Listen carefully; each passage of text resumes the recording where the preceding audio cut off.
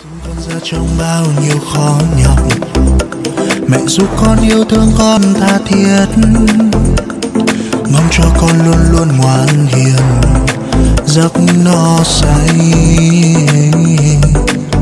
Vì đàn con thơ ngày bao yêu dấu, đã hy sinh cho con bao nhiêu tuổi đời.